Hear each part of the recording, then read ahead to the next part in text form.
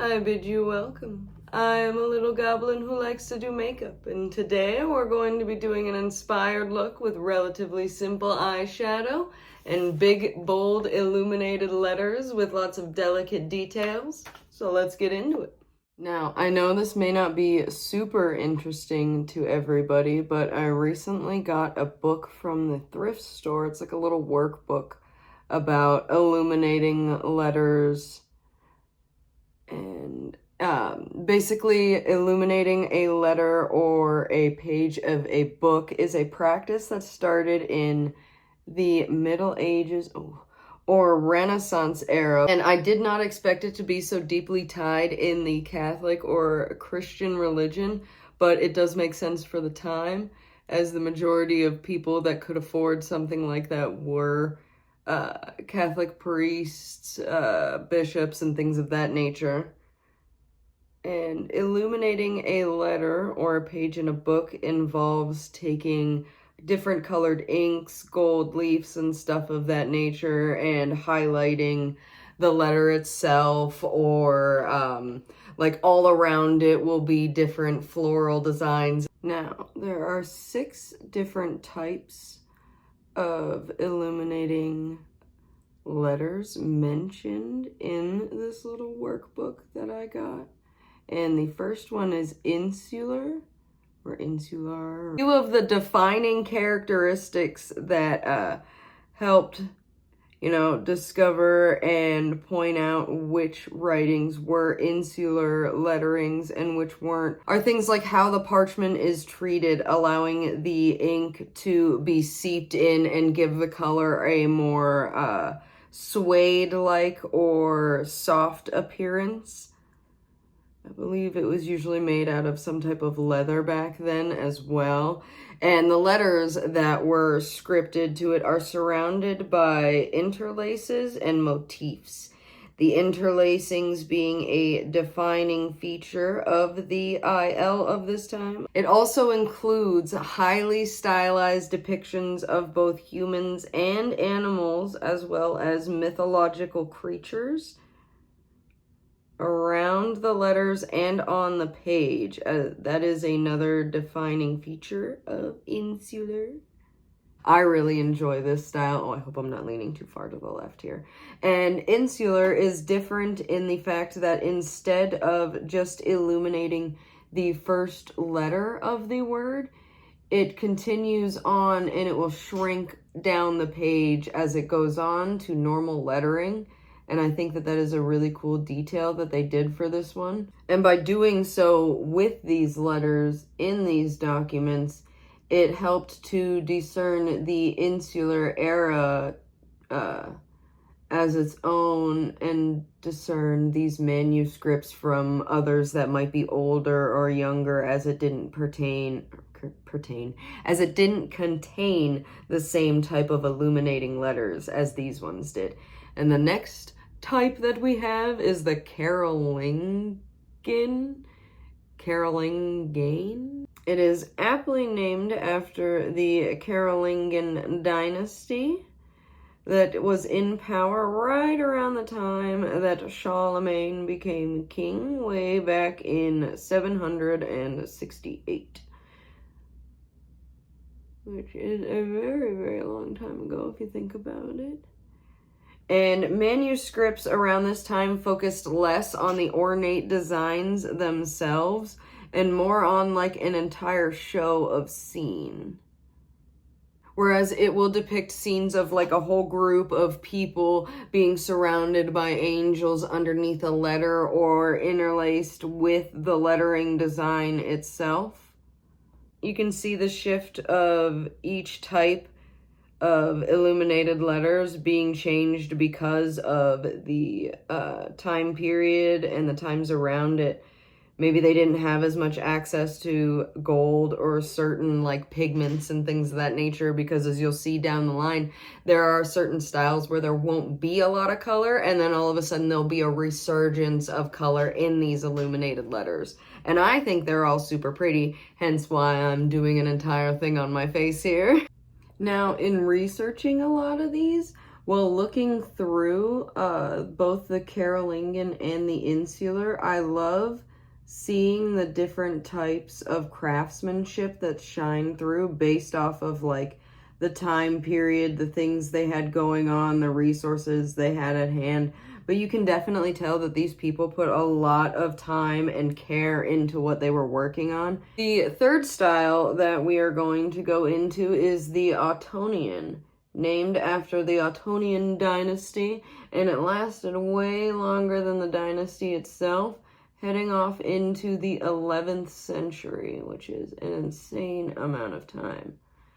And though the letters themselves are often less ornate than like the past designs that we've gone through, they are probably one of the first like instances in this time period of actual book covers on the manuscripts, as each one of these manuscripts featured an ornate like cover. It was made of metal and often like encrusted with different like jewels and different inscriptions and things of that nature.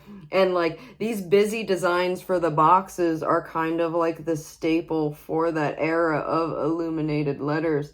Yeah, the letters themselves were beautiful, but you start to see book covers. The letters themselves in the illuminated manuscripts from this time often sported bright green or red outlines, much like the one that I'm doing right here. Sorry for being so close. I want you to be able to see all the detail that I'm putting in there. And as well as all of these bright greens and reds and the introduction of book covers, we also have vellum pages introduced. And vellum is almost like a translucent, like trace paper type of material, and it would go over certain pages or important areas to add like extra color or extra depth, as these pages were often like purples or blues. Fourth up is the Romanesque era of illuminated letters, and it was heavily inspired by art of the Roman era, I mean, obviously due to its name. And though it was costly to have produced for you, these manuscripts saw a resurgence of color and ornate designs that would encapsulate the entirety of the page sometimes. And it would involve little wispy and like intricate designs, little like regional designs, and like styles began to pop up as more people began to try and, you know, hone that craft. I think it's really cool to see all the different techniques and styles that came from this period. Yes, everybody was all inspired by Roman art and things that came from that time period. But to see how they added like their own cultural influence and their own influence from that time period, as well as new techniques that they may have learned, I think that's really cool. And I know that this is a super nerdy topic, so if you've been bearing with me as I ramble on through this little makeup journey, I really appreciate it. I had no idea that picking up that little illuminated journal would spark like this little need in me to learn all about it. Coming in at second to last, we have probably one of my favorite types of an illuminated lettering, and that is Gothic illumination. And that appeared in the late 1100s, lasting nearly 2 centuries. So it's not the longest running, but it was definitely up there in the running. And most of the styles that developed during that time, we still use today for like fonts on the computer, and, you know, back in the day when we had typewriters and things. A lot of the illuminated letter manuscripts or books at this time featured not just like detailed scenes, but like they were drawn out in margins. Borders and ornate floral designs also started to like make headway and kind of be a defining feature for this type of illuminated lettering, and color encapsulated them. Like it was everywhere. When it was coming back in the last one, it was fully taken over here. The sixth and final type of illuminated letters that I know of is during the Renaissance era, and that is during the 15th century, I believe. In the Renaissance era of illuminated letters. I mean, I apologize if that was a little confusing. But during the Renaissance era of illuminated letters, they created some of the most lavish of their time. Some of these designs were super intricate, and a lot of these manuscripts were fully fledged Bibles at this point, due to the introduction we had in the past of the metallic book covers, and now we're incorporating 3D imagery into our manuscripts or our books. Now, the 3D effect that I'm talking about was not limited to just the covers of these Bibles, books, or whatever you want to call them, as they would use highlights and shadows to work the imagery of the miniatures within the manuscript themselves, to highlight certain aspects, maybe to appear maybe to make it appear as though there is depth within the picture itself. And I think that that is really cool, how those techniques are things that we use today. They might not be strictly for lettering, but I'm sure that people use a lot of imagery like that to incorporate 3D lettering into their own like graphic design projects and schoolwork, or, you know, nerdy stuff that you just do on the side because you have nothing better to do.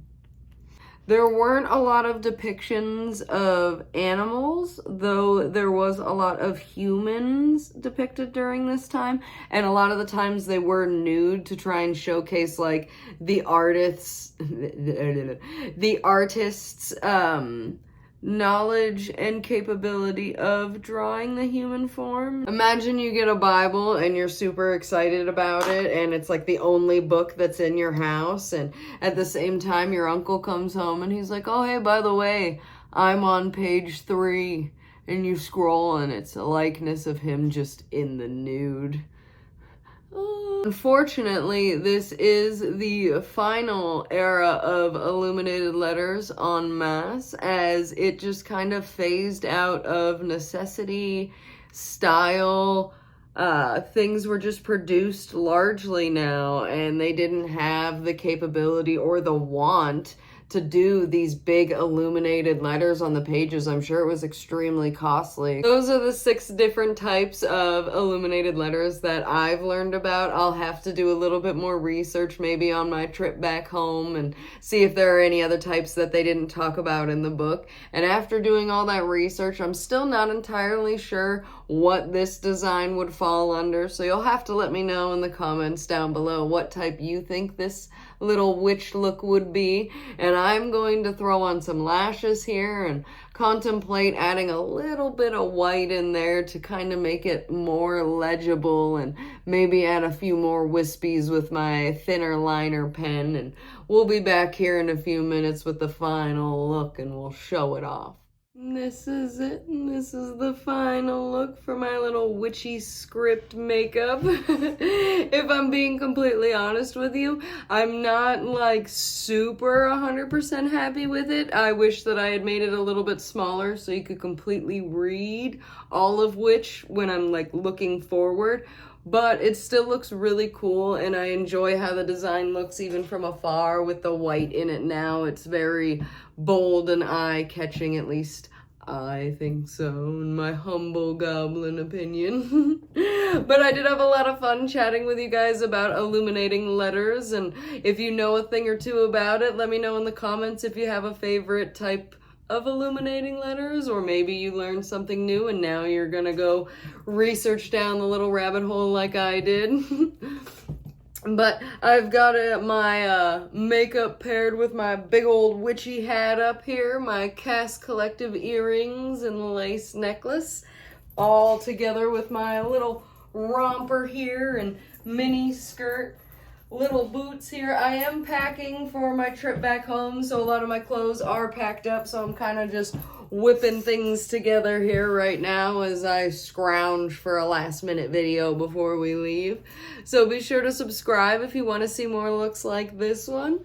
Like, comment, do all the things, but the most important thing, stay well, stay hydrated, stay chaotic.